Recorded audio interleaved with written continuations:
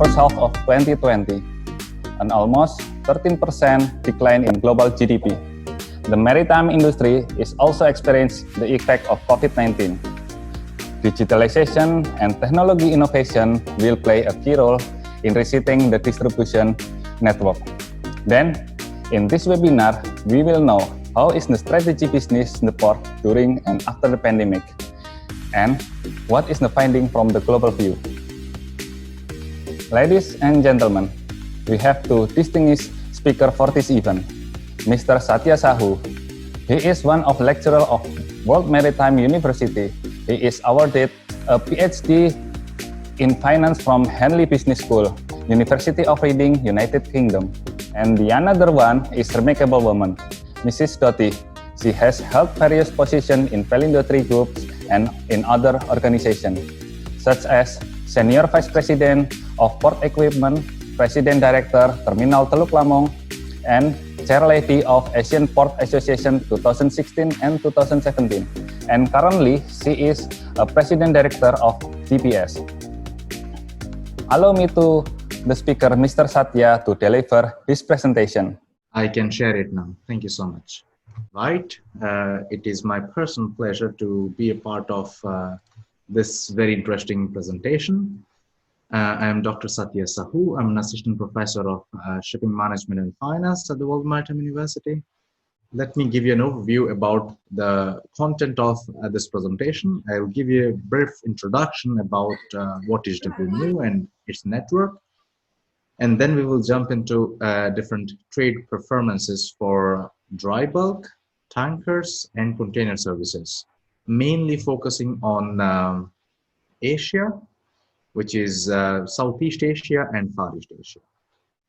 Jumping to the topic of discussion for today about impact of COVID-19 on maritime trade, especially for ports in South Asia and Far East. This is about a dry bulk trade volume, and we are discussing about the total loading in top loading countries for dry bulk. By far, the blue line, what you see, is the Indonesian loading. And the data set is from 2013 until recent. I did not include June, but until May. So the first, what you see is Indonesia, though there is actually towards the end of last year and January. From January onwards, you see there is a drop. This is essentially almost a 20%, 25% drop in the volume of loading.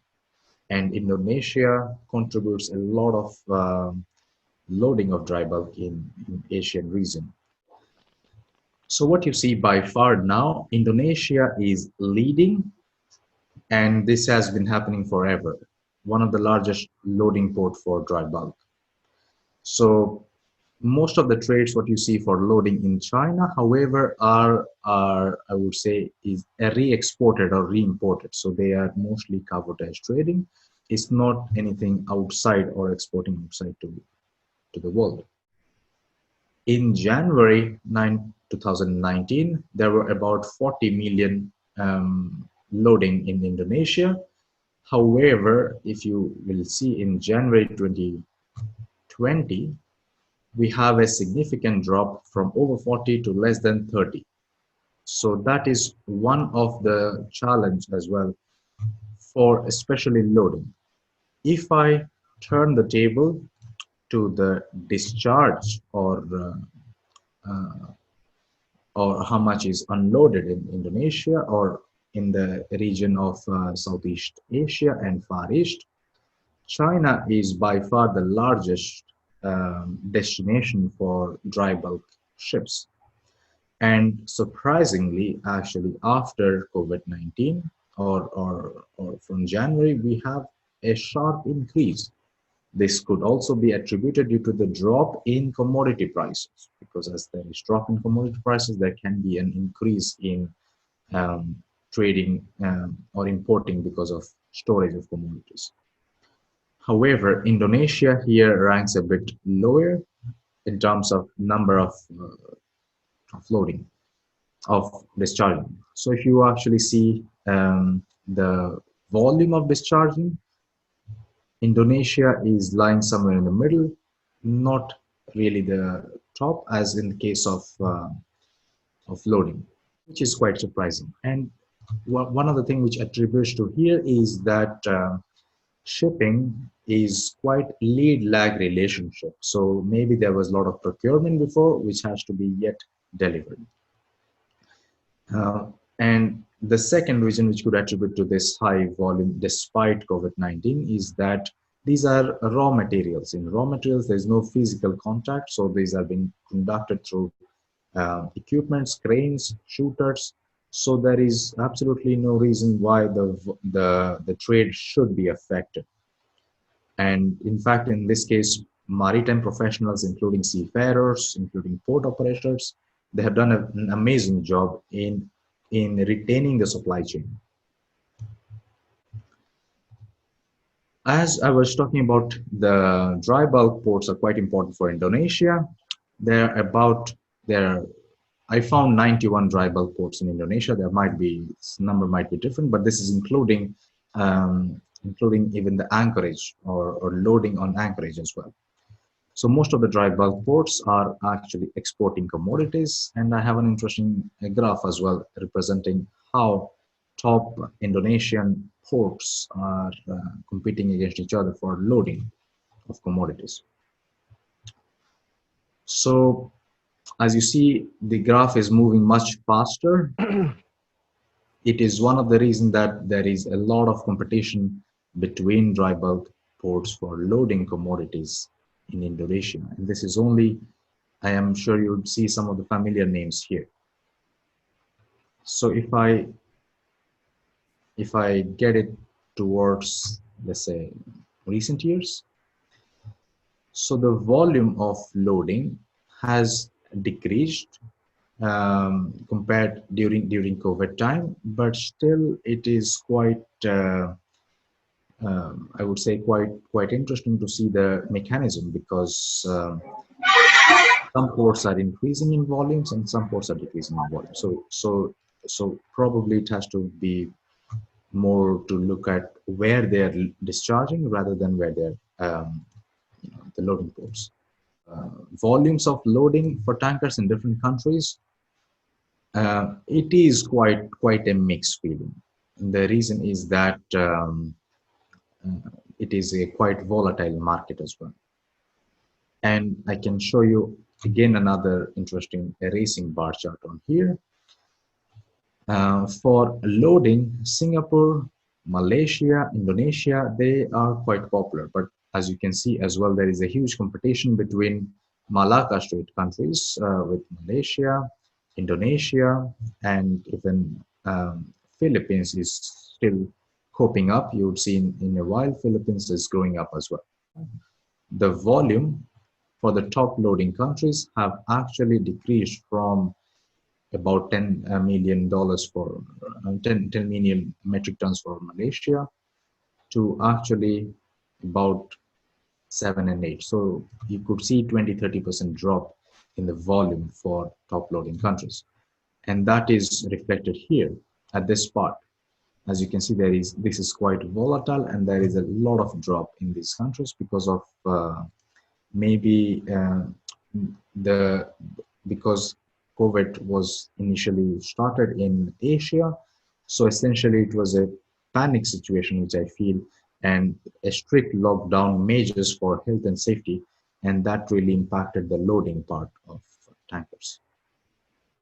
Indonesia is not having a very high number of services. However, the number is still quite significant, with 93 liner or container services provided by about 480 vessels deployed in it.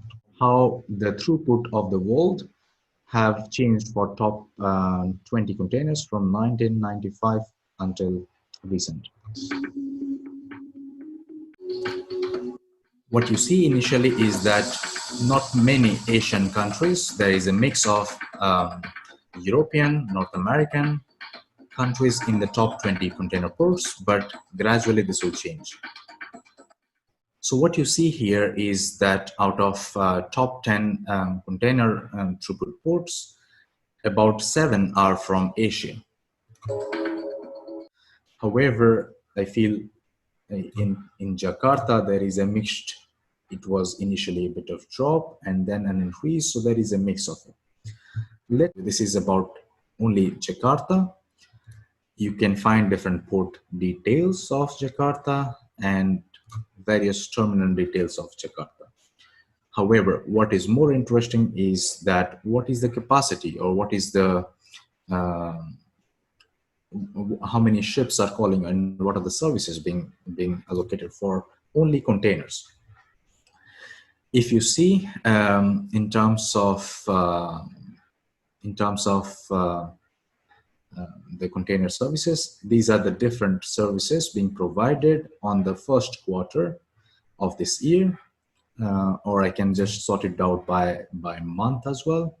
So in May 2020, these are the different services being called, and you can also look at what are the different ships being allocated and providing this service. Unfortunately, it is we are in the middle of crisis, so it is quite challenging to see what is the real impact of it, because we do not know when this crisis will be over. This is not like a normal financial crisis where we see the impact directly. But I believe that Maritime is doing a quite tremendous job in providing and not breaking the supply chain of global trade of commodities. So yes, we will have to wait until the crisis is over to see the real impact of it, and then to have more informed decision about it. That is it from my side. Thank you so much for your attention. Okay. Thank you, Satya, for giving such a good information to us. And now, this time for Mrs. Dothy to deliver her presentation. Are you ready, Mrs. Dothy? Yes. Okay, so the time is yours. Okay, thank you, Pak Yuda. Assalamualaikum warahmatullahi wabarakatuh. Hello, Satya. It's nice to see you again. Because you mentioned Seafarer, I would like to say Happy World Seafarer Day yesterday, 25th of June. And as you also mentioned, that Seafarer is the key worker of logistics. Otherwise, if they are not exist, we cannot transport cargo as good as now. And also, thanks to everybody who joined this webinar. I hope this will expand our knowledge, our experience to make maritime sector much better than now. As you know, that Indonesia is a maritime country. So maritime sector play a very important role to this country. Okay, I would like to start because from Satya explanation, container affected because of this COVID-19. Yes, it is. I would like to confirm. And when you mentioned about February, that global drop, yes, we also mentioned that. Can we start with the presentation, Yuda? Okay. Port business, is COVID-19 a catalyst to, or overcome or obstacle? Next. If you refer to February data, it mentioned that global trade will decrease by 13 and 32% at the end of 2020 as impact of COVID-19 pandemic. Next. These some global policy and challenges that we are facing. Some travel bans lead to cancellation of passenger flight, and some urgent of shipping of essential goods increase at cargo price from 30 to 60%. And this pandemic also led to delivery times increasing, as we might aware that there are some inspection since the vessel is coming from the channel, and then the port health need to inspect the seafarer to make sure that the ship and the seafarer and the people are safe to call to the port and to do loading and discharge. And some protocol changed, as I mentioned before, since from channel there is some health protocol that we must comply, done by quarantine and also by port regulator, and also documentation requirement to make sure that the ships, the cargo, and the people are safely calling and discharge and loading in port. Some impact of lockdown that supply chain must be impact because each loop or each node of supply chains, they need additional health and safety measures to make sure that everything will smoothly deliver. Of course, the time and cost will be affected, but we are trying to pay it off in productivity. So customers still can have competitive total cost if they are calling to the port. This is the overall picture of TPS. TPS is a port located in Surabaya. Surabaya is the second largest city compared with Jakarta. Yes, as you mentioned that the container are affected. In TPS, export corrected by 3.6% and import corrected by 4.5% compared with same period last year. Some besides pandemic, we also have some pattern in Indonesia that there are three events that impact the pattern of volume. First is lunar year, that this year in January. A second is Eid Fitri or Ramadan or fasting month in May. And one event that will affect volume in port is Christmas, would be in December. So this pattern also impact the volume compared with same period last year.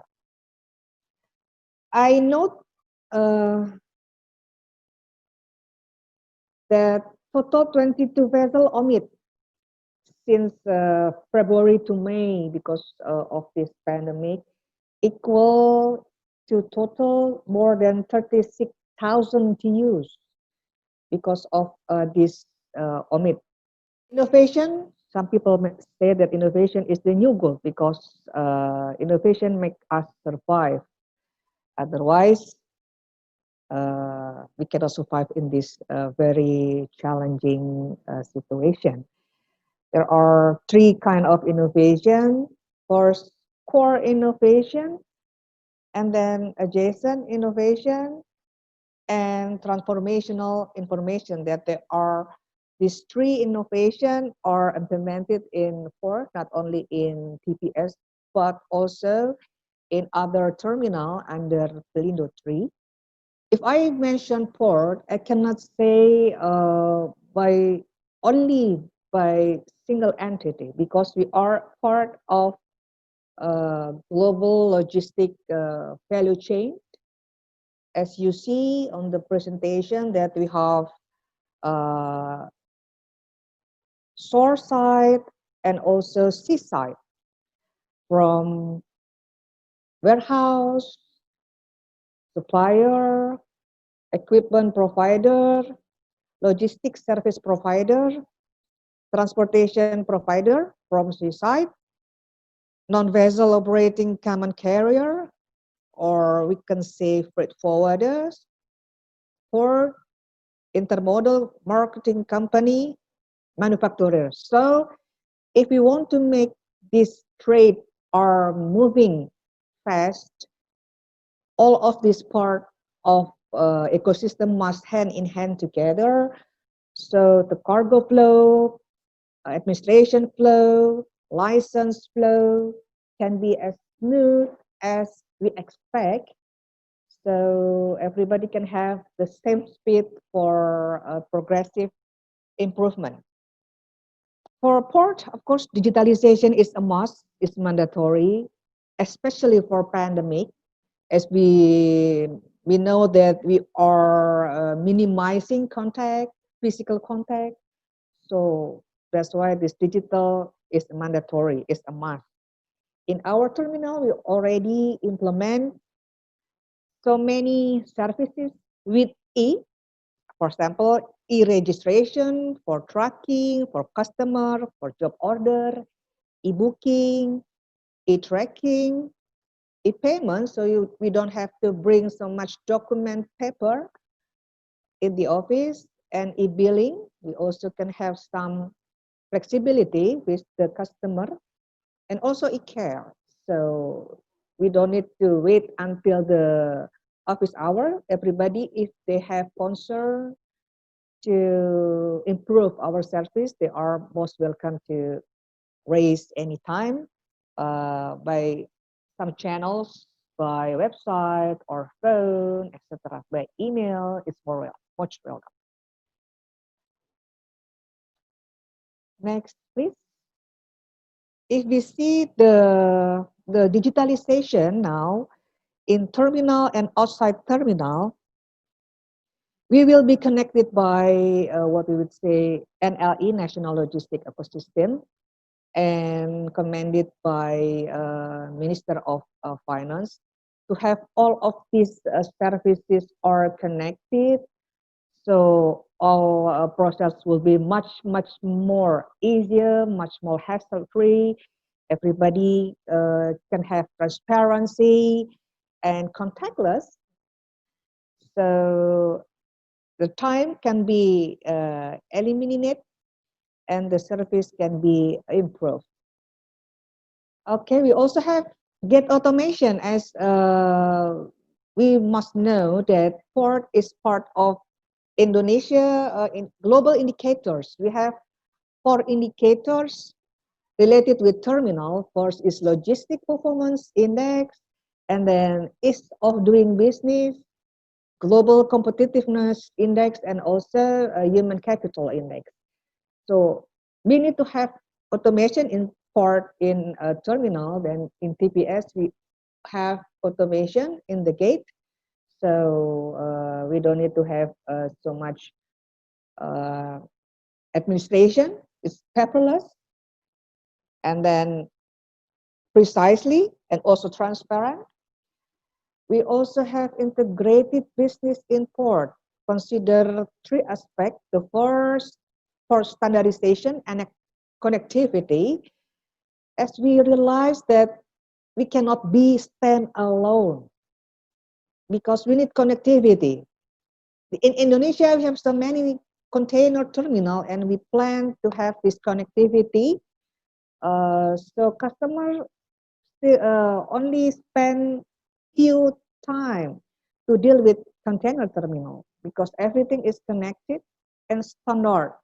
So they don't have to be worried because of different standardization of the ports, because we are planning to have standardization in the port, especially for productivity. The second integrated business is integration with shipping. So we plan to have this in NLA, as I mentioned before. Also, the connected with industry or cargo centers. So if I might say this can be wrapped up as integration vertically or horizontally. Some business transformation in Pelindo I can share. There are energy business, multimodal, forwarding, and short connection. And because of this pandemic, there is a shifting of a commodity. If previously we have some paper factory, previously they produced paper for books, but because of this shifting in global, they changed to produce wrapped paper. And this business is quite blossoming because everybody use Gojek or GoFood to transfer the cargo, retail cargo. And one another business which is blossoming is cold storage or river, because many frozen food, many pharmacy products, and also healthcare that need cold storage or river to maintain the quality of the product. But however, terminal is not selfish.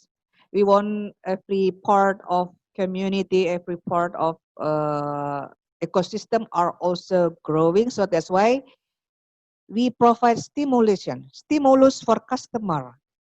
We understand that this pandemic impact everybody and also our customer. That's why we provide some stimulus to maintain this business moving and moving.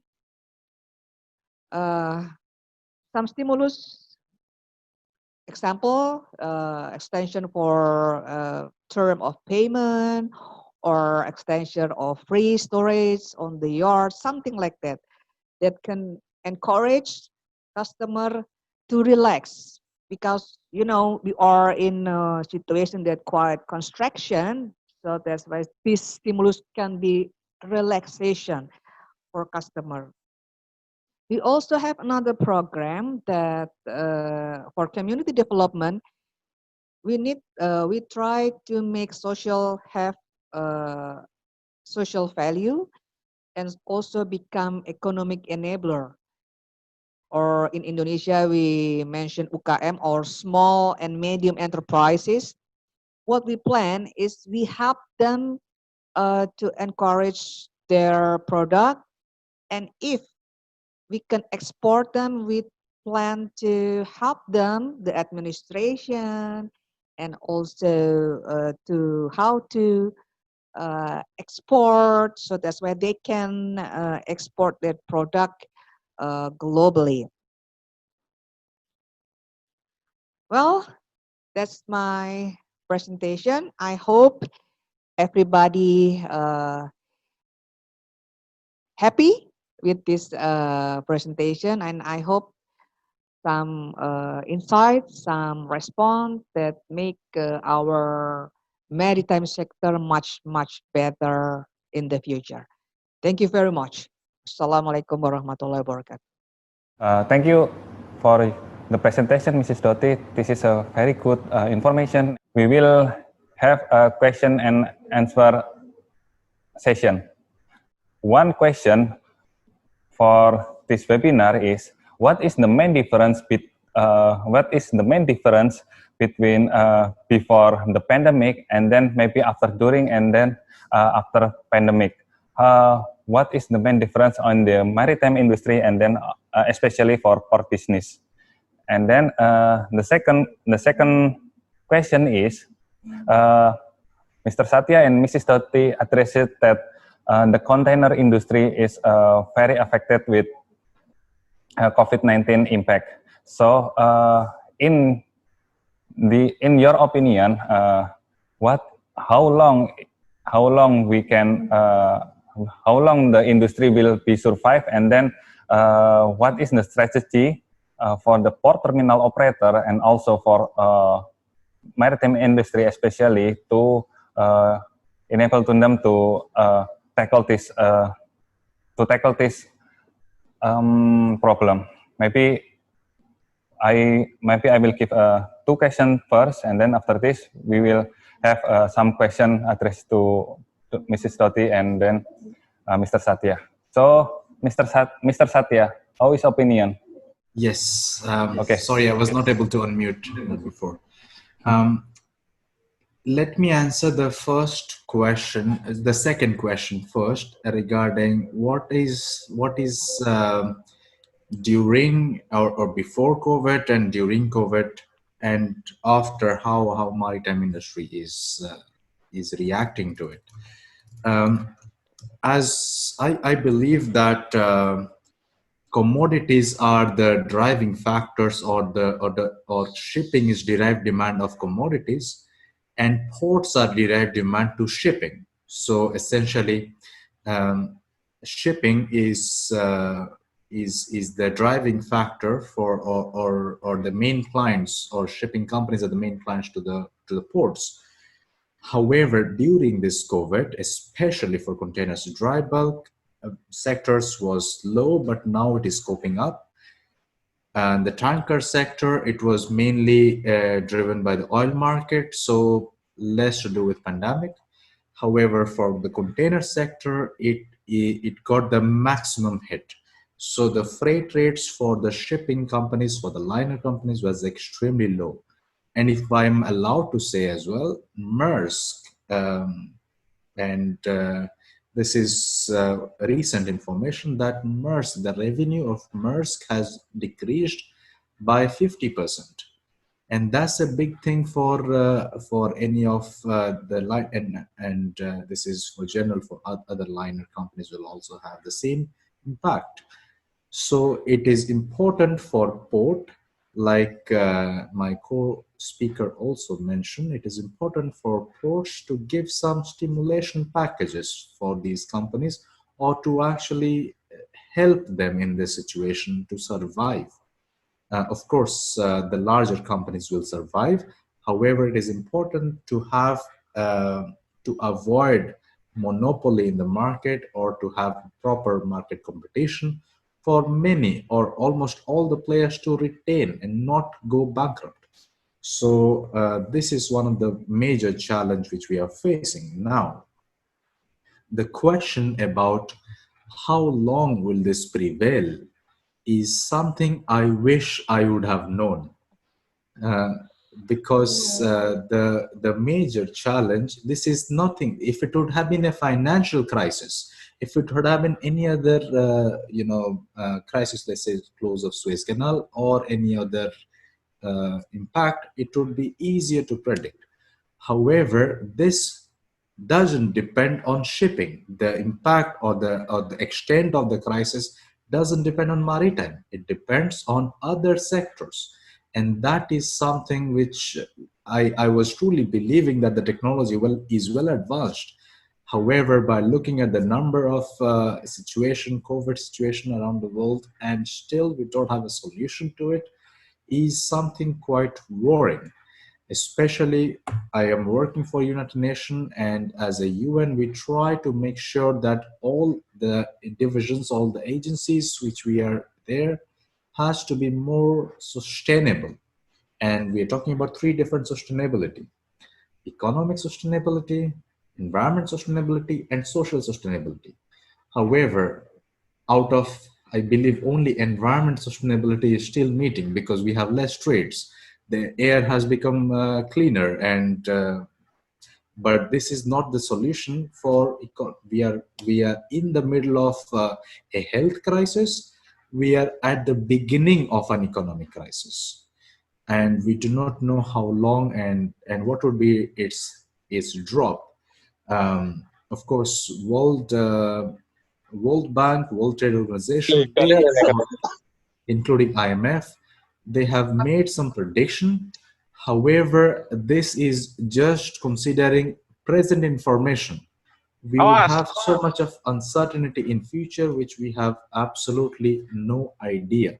So the best thing what I would suggest for this time, for ports and for any maritime institutions or organizations, is to, one, have a strong cooperation. It is not the time to compete, rather it is time to cooperate, because that will enhance, or to have more long-term relationship with your clients. The second as well is, keep enough of liquidity now. as this would actually reduce the liquidity of the market as well.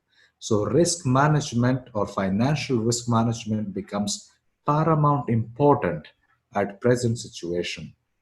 Um, Unfortunately, I could only give you the solutions, the answers which I know, because we have very less information as of now. Thank you. So, Mrs. Dothy, can you elaborate more about that? How the port terminal operator can survive during this crisis? How do we, as a port terminal operator, ensure that the health protocol can be applied and then found the consistency in the terminal operator? Thank you. Yes, Pak Yuda, you know, this pandemic is like no other situation as our age, right? I heard that this kind of pandemic occurred in 1920, which none of us were there, right? So as Pak Satya mentioned, we cannot certain. This is uncertain situation that we need to measure the risk exposure. I completely agree with Pak Satya mentioned is risk exposure that we need to measure and manage. Otherwise, we cannot survive. And second, we need digital platform that connect all maritime subsystems so everybody can have less time, more quality of a service, and also transparency. Something like that is mandatory, and this is very, very relevant with pandemic because no need to have face-to-face, no need to have contact. And the prime perspective also that we need to be safe and healthy first. Otherwise, no one can do this business, right? If you are not safe, if you are not healthy. So that's why in our company, we are strongly people to keep our healthy, to keep our safe, and also the community. So this virus can be, managed, the spread out can be managed, and we can recover. Everybody can recover step by step, of course. But if I read some references, they are confident that next year our economic will be recover, and I see a government also takes acceleration program. So once this pandemic over, so we are ready to it's like a flight. We are ready to land up, to take off. Yeah. So this is what I mentioned. So stay safe and healthy is a must. Then digital platform, and also we need to win or empathy what happened to other communities like customers. So that's why we provide some stimulation. So this business must be moving, yeah, must be moving. So what we can do to them and what they can do for this ecosystem, we need to cooperate. That's I completely agree what Pak Satya mentioned. Collaboration, digital platform, and for humans, stay safe and healthy. Thank you. Okay, thank you, Mrs. Dothy, about your explanation. So, you mentioned before that the digitalization is the one of key that we can survive in during this crisis. So, this is a question from Asih. Your terminal has been implemented a digitalization and integration system. What kind of obstacle and challenge that you have been faced when you implemented it, and what kind the strategy to resolve it? Okay, the challenge is the mindset of the ecosystem. For example, get automation, we need to involve truck driver, truck driver can be from any place in this island.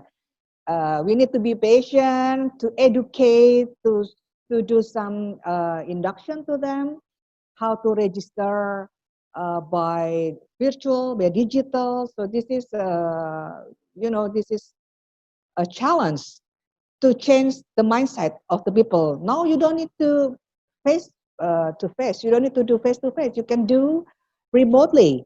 You can do registration remotely, and much time prior to the activity. So you don't have to wait. You don't have to queue. Everybody happy. This is question to Mr. Satya. So,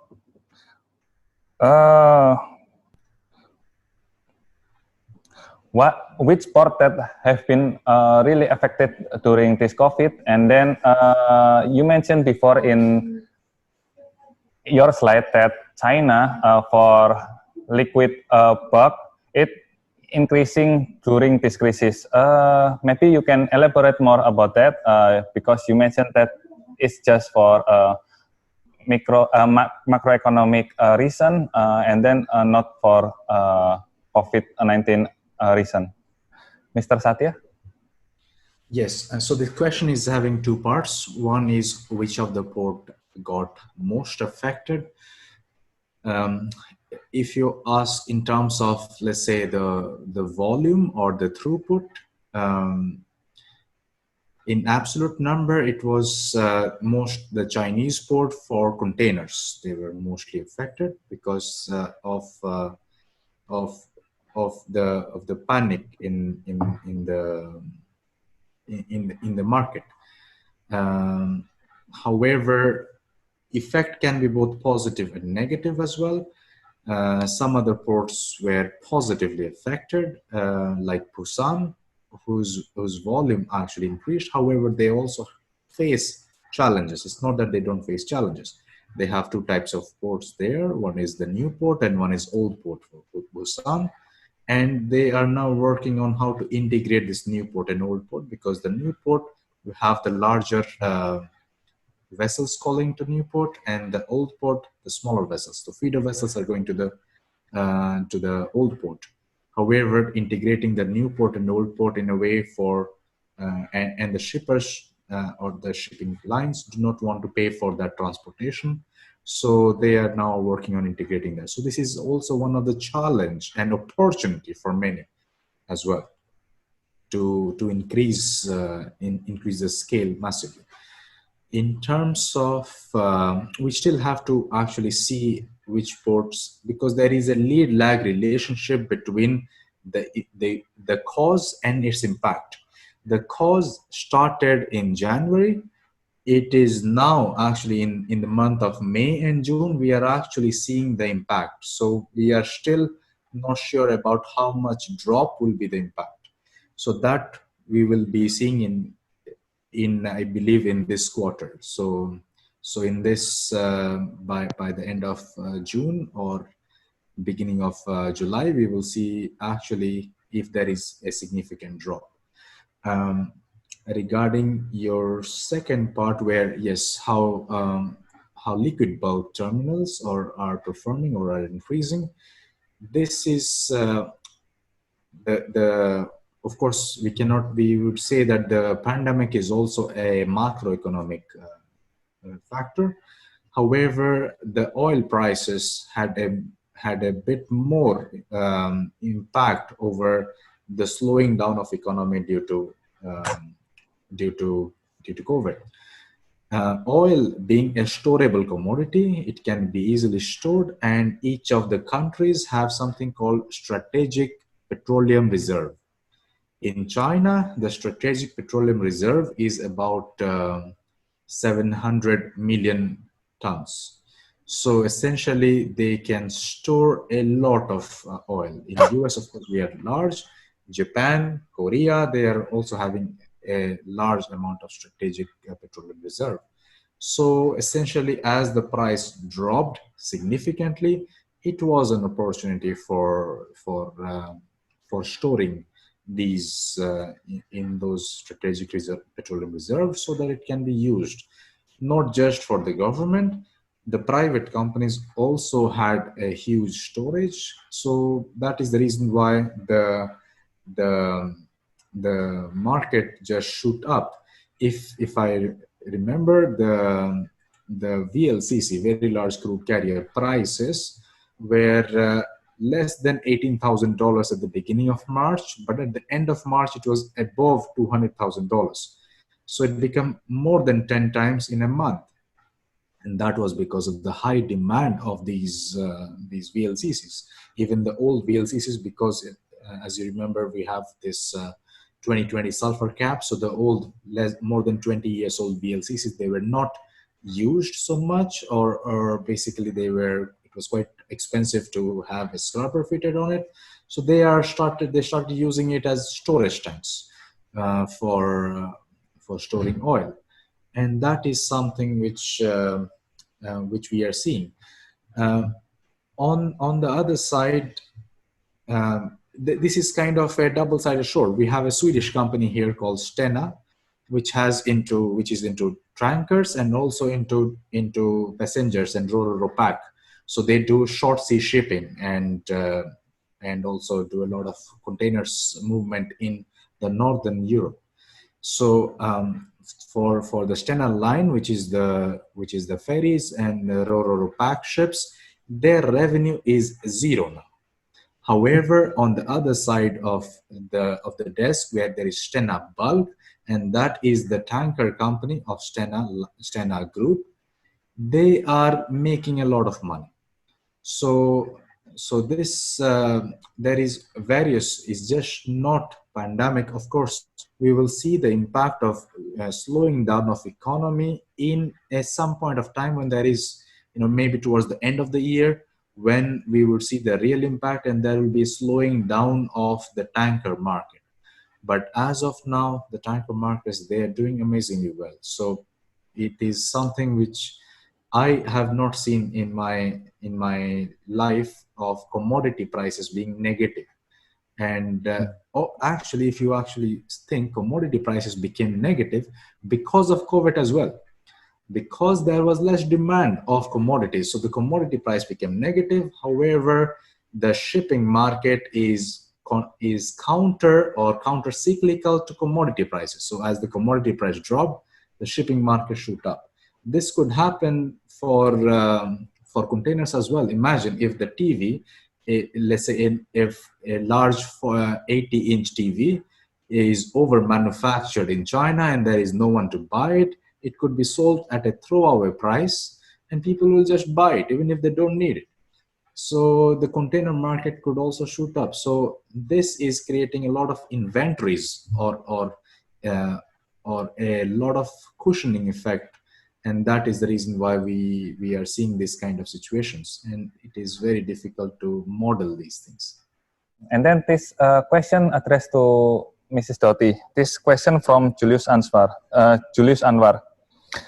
According to your explanation about collaboration as one of strategy for survive in this new normal era, could you share the strategy how to combine all of maritime business community around existing port, especially in Pelindo 3 and TPS? Because as we know that we have a lot of business, we have a lot of other companies in the maritime sector. Thank you. As I mentioned in previous presentation about NLE, National Logistic Ecosystem, this consists not only a port, but also a regulator, and also some manufacturer, transportation providers. So every node of transport of maritime sector will be connected in this platform. And Pelindo 3 as part of this platform, but will be managed by Ministry of Transportation. And then for something related with custom will be commanded by Minister of Finance. And any related business with quarantine will be managed by Ministry of Agriculture.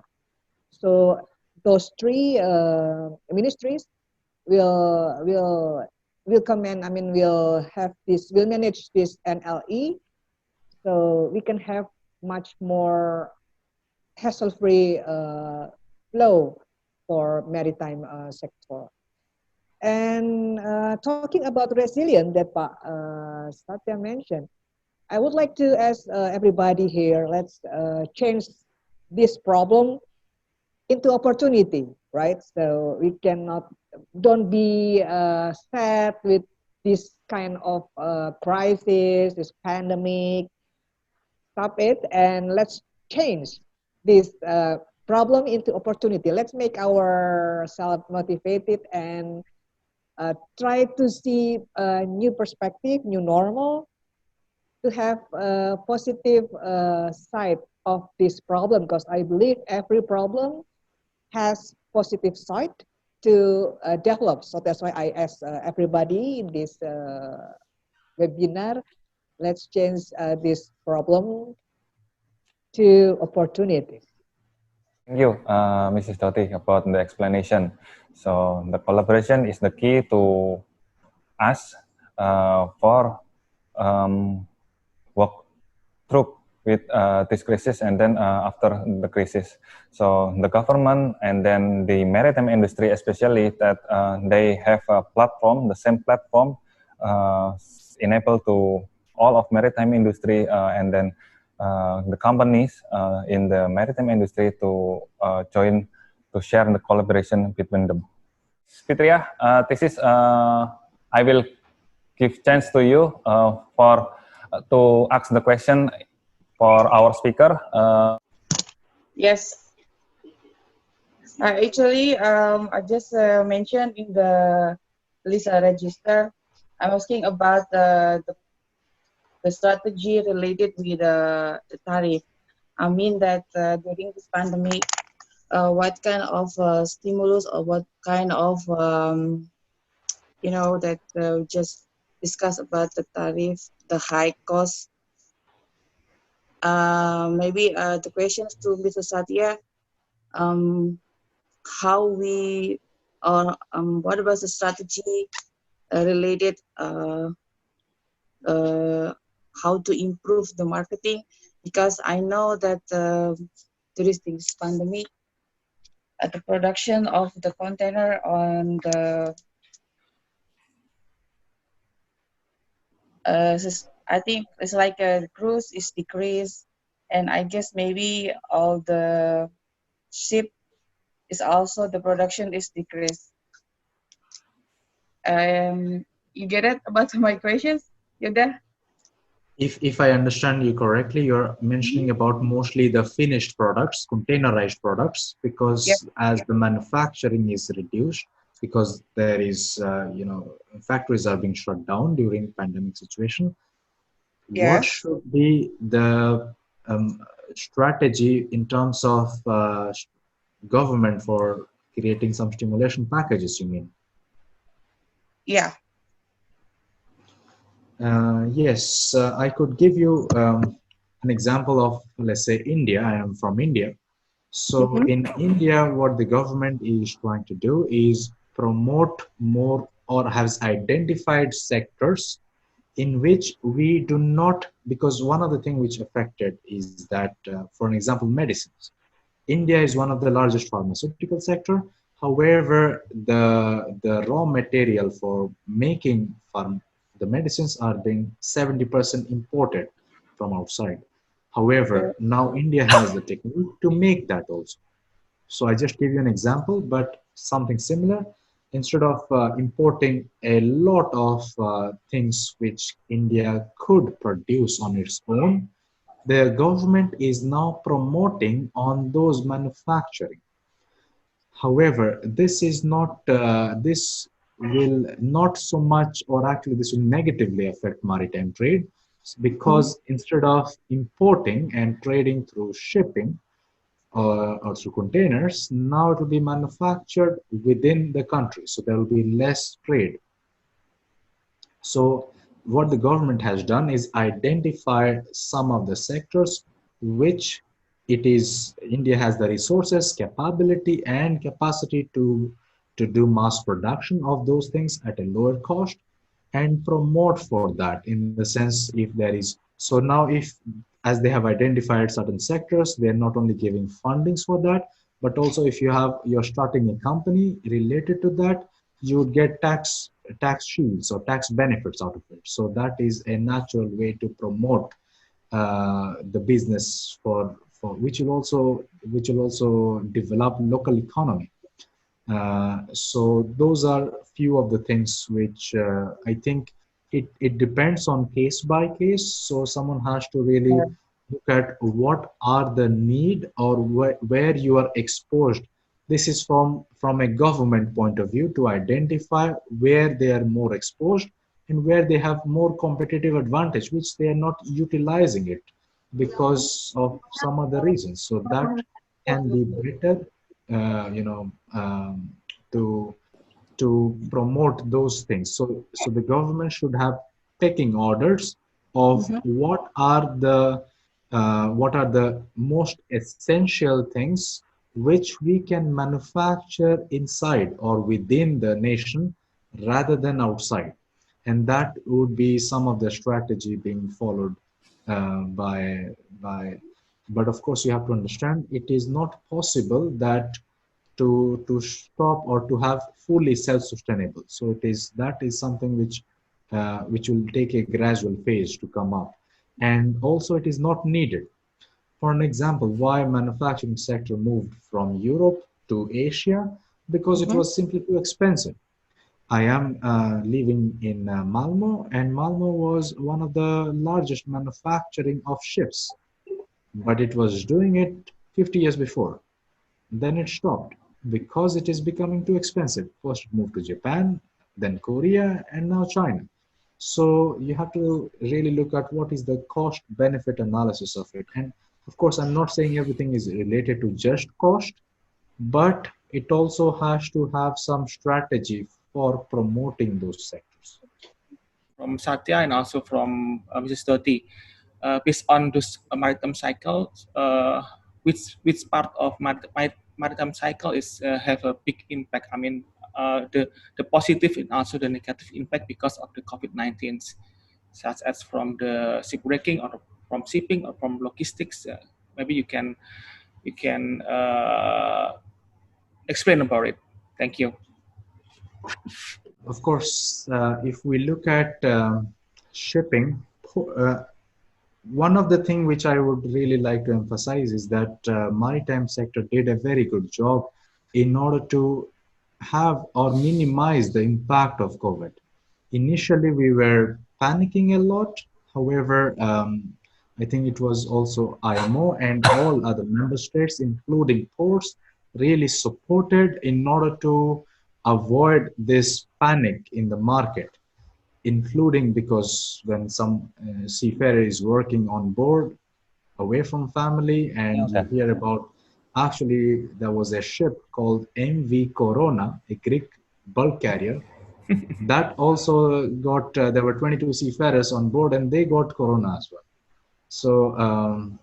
So it can happen, but that's what our regulations, authorities, IMO, member states, they did a very good job in order to support maritime business. So we are not, or at least I like to believe that we are not so much affected, which otherwise without the kind support we would have been affected. Having said that, we are mostly affected now because of economy, because of slowing down of economy, and we will have this as a cycle coming over in future. So in terms of let's say shipping, mostly container sector is affected, but for an example, if we look at the recycling of the vessels, they have been normally affected like any other industries. So because of lockdown, the ship recycling cannot take place, so the recycling has stopped in many places, especially in Bangladesh, India, Pakistan, and that was a normal like any other factory, the impact for any other factory, not specific to shipping. some other sectors which was affected is I would say the physical operation of vessels and the inspections, and in that sense, some of the vessels, for an example, when there is a port state control, trying to or giving the certificate to the vessels, those were affected. However, some of the countries, they were also quite lenient on this time to allow some grace period for this physical interaction of inspections. But apart from that, I don't see anywhere where I would be, of course, keeping the passenger part aside. We are just talking about the cargo transportation. We have some ups and downs, but we don't have a red alert for which we should, we should be careful, but we should not panic. And this, at the same time, this is also opportunity, like Miss Dothy mentioned, that it is also something we have to learn. And maybe what the light at the end of tunnel, which I see, is that because of the pandemic, that there is a bit of shrinkage of trade right after when the pandemic is over, because it can happen overnight as well. When we have a vaccine and an antibody to generate, we can get this cure immediately. If we get that, then we will bounce back quite fast. So this is also a time for ports, for shipping companies, to take it as an opportunity to prepare for themselves for the good time. Because once we are over out of this health situation, there will be a strong bounce back of trade. As far as I'm concerned, cruise business is the most effective because, as we might know, the passenger flow is restricted, very, very restricted. That's why cruise business is the most effective during this pandemic area. But if I say shipping or port, I need to take into account some parameters because in some location, port more affected, but in other part of location, shipping are more affected. So we need to take into account some parameters to decide which part of business would be most effective. But in overall, cruise ship is the most effective. Before I close the webinar, I would like to take the conclusion from what the speaker have presented. One, we must maintain our health and then follow the health protocol, so enable to us to tackle this crisis. And then the secondly, digitalization and then collaboration between all of units in the maritime industry or all others. We can have a better understanding between us, so we will have benefit from the collaboration. And then three, the risk assessment, whether there are some crisis or not crisis, the risk assessment, especially for financial risk, we need to deep down, we need to look at it. So this is maybe one of the tools that we have learned. It's been an honor to among such a complex individual, and then to be able to me as a moderator, and thank you to all of the participants, and then especially for the speakers. We'll give time to Mrs. Dothy first for the closing statement, and then after that, Satya for the closing statement. Mrs. Dothy, the time is yours. I strongly encourage people to keep our health, our safety, and our community health, and then let's change this problem into opportunity to all of us. Thank you. Thank you so much for inviting for this nice discussion. I really enjoyed the discussion, and I don't think I have seen more than 150 participants on Zoom meeting ever. I do a lot of Zoom meeting, but this is the highest number I have come across. Um, Having said that, this is also, for example, Zoom, the platform we are using. I never used it before. So digital is, so we learn through problems. So this is also an opportunity for us to learn and improve and make this much better. So I would also echo what Ms. Dothy mentioned about we have to keep our health, and that should be the priority, and be positive that we will come across this situation. We have come across this situation in past. Every situation is unique, and so we it is obvious for us to panic, but then we know that at the end we will come across it, and we will also improve our operations in a way that that we will be better off, or more efficient in future.